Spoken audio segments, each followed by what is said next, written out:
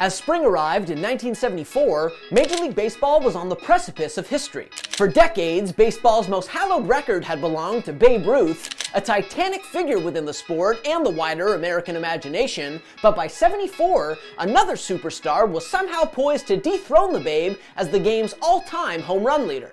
A slugger who emerged from the Jim Crow South to become a legend himself. Seemingly, Henry Aaron's pursuit of the home run crown was cause to celebrate. However, for many in the overwhelmingly white world of Major League Baseball, it rankled. But in the face of unimaginable hostility and unbelievable pressure, on a magical April night in Atlanta 50 years ago, Hammerin Hank slugged his way to baseball immortality.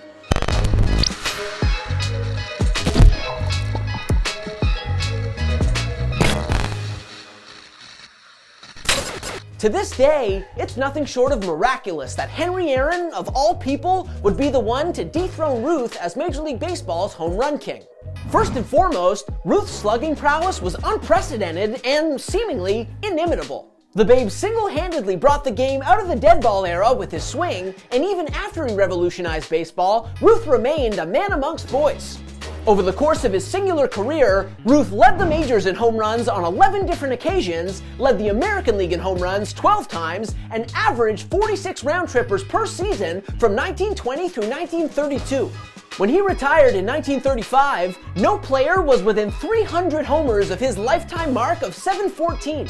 It was unthinkable that anyone could ever surpass him. Furthermore, at the time of Ruth's retirement, Jackie Robinson was still 12 years away from breaking Major League Baseball's color barrier. Growing up in the Deep South in the 1930s, Aaron wasn't just an unlikely heir to baseball's home run throne, he wasn't even in the conversation. But then, of course, Robinson arrived in Brooklyn, the barriers of segregation slowly began to crumble in baseball and elsewhere, and Aaron, who grew up baseball-obsessed and idolized the Dodgers star in particular, began in earnest his remarkable and arduous quest for what looked like the game's most unbreakable record. By the age of 20, following a meteoric ascent through the minor leagues, Aaron was a big leaguer, the everyday left fielder for the Milwaukee Braves. By 21, he was an all-star. By 22, he was a batting champion, and by 23, he was an MVP. That season, Aaron smashed a league-leading 44 home runs, showcasing a previously unseen level of power that put him on a path to one day make history. It also helped that he was as consistent and as durable as a player can be. From his second big league season onward, Aaron was an offensive dynamo year in and year out for almost 2 decades. From 55 through 73, a span of 19 seasons, Aaron averaged 37 homers per year, batted .312, and played in more games than anyone else in baseball.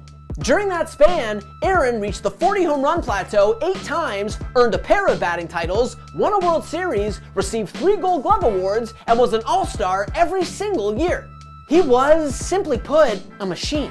And as he continued to produce into his late 30s, racking up countless milestones and cementing himself as a future Inner Circle Hall of Famer, Aaron breaking Ruth's record started to become a question of when, not if. High towering drive, this may be it. There it goes, home run, number 700 for Henry Aaron. However, his brilliance on the diamond didn't grant Aaron a reprieve from the racism that had been spewed towards him all his life. As a boy in Mobile, Alabama, Aaron had games of catch interrupted by the Ku Klux Klan.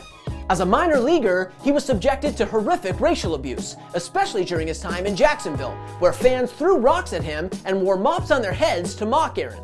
Even once he established himself as a big league star, that vile treatment continued. After the Braves relocated to Atlanta in 1966, Aaron's wife would regularly hear fans call him the N-word.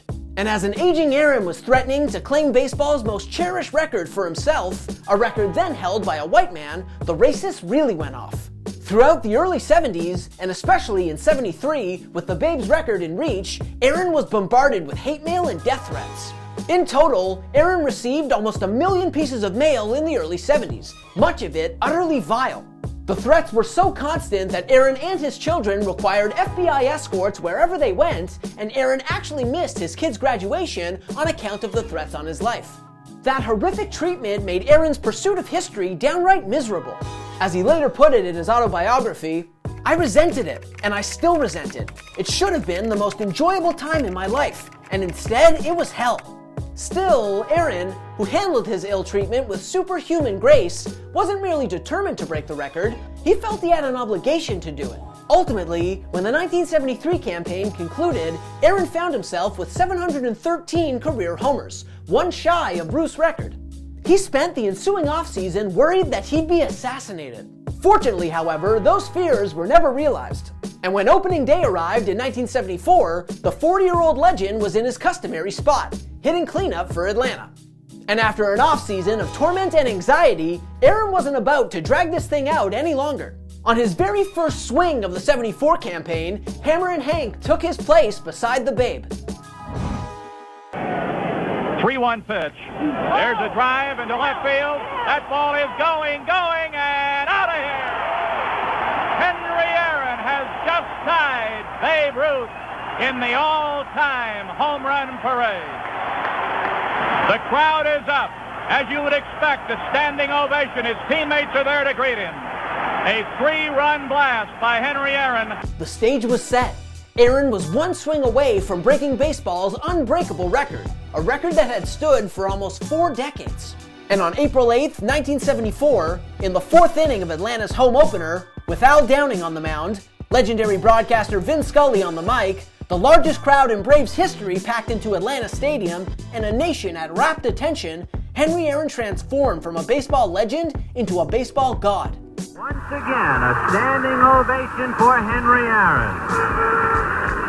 So the confrontation for the second time. Aaron walked in the 2nd inning.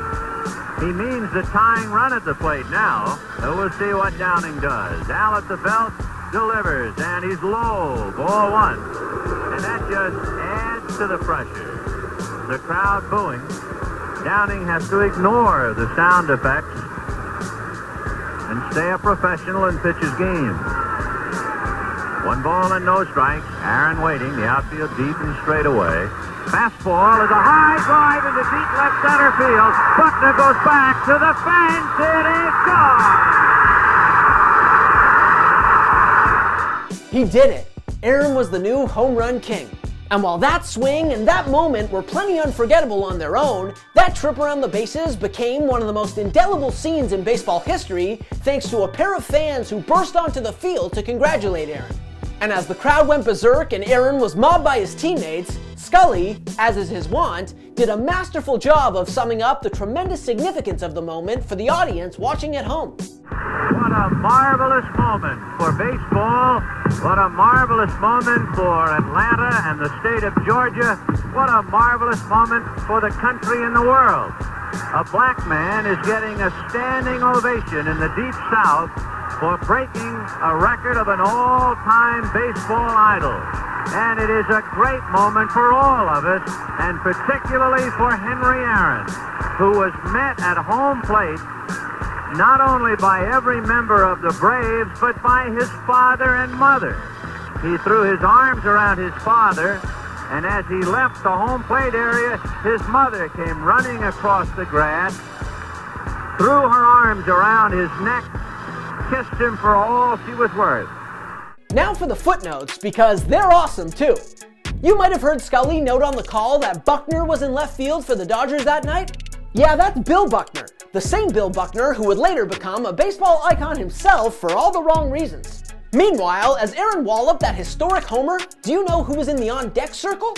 It was a 25-year-old outfielder named Johnny Baker, goes by the nickname Dusty. And not only did he go on to become a 2-time All-Star, but he also ended up one of the winningest, most decorated managers in baseball history. And as for those fans who swarmed Aaron, those 2 17-year-olds ended up spending the night in jail, but believe it or not, they forged a special bond with Aaron over the years.